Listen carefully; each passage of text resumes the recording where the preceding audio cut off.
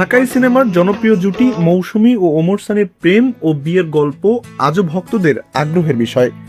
১৯৯৬ সালের ২ আগস্ট তাদের বিবাহোত্তর সংবর্ধনা ছিল সে সময় সবচেয়ে আলোচিত আয়োজনগুলোর একটি।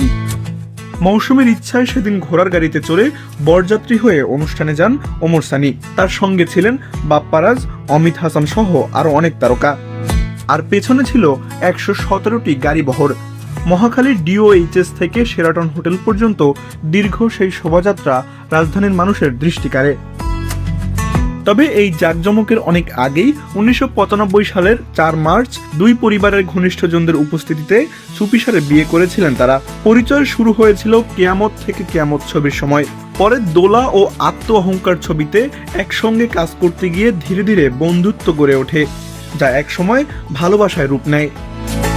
ওমর সানির ভাষ্য অনুযায়ী মৌসুমীর ব্যক্তিত্ব, পারিবারিক মূল্যবোধ ও আন্তরিক আচরণ তাকে মুগ্ধ করেছিল। একবার শুটিংয়ের সময় নিজের মায়ের দেওয়া স্বর্ণের চেইনও উপহার দেন তিনি। আর একদিন একটি দুঃস্বপ্ন দেখে ঘোমটা পরে সরাসরি ওমর সানির বাসায় চলে আসেন মৌসুমী। সেই ঘটনাই সানিকে বুঝিয়ে দিয়েছিল তাদের সম্পর্ক আর শুধু সহশিল্পীর মধ্যে সীমাবদ্ধ নেই। শুরুতে মৌসুমীর পরিবার কিছুটা দ্বিধায় থাকলেও পরে দুই পরিবারের সম্মতিতেই বিয়ে হয়।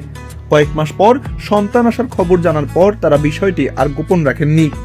এরপর আয়োজন করা হয় স্মরণীয় সেই বিবাহোত্তর সংবর্ধনার, যা আজও বাংলাদেশের চলচ্চিত্র অঙ্গনের অন্যতম আলোচিত আয়োজন হিসেবে মনে করা হয়।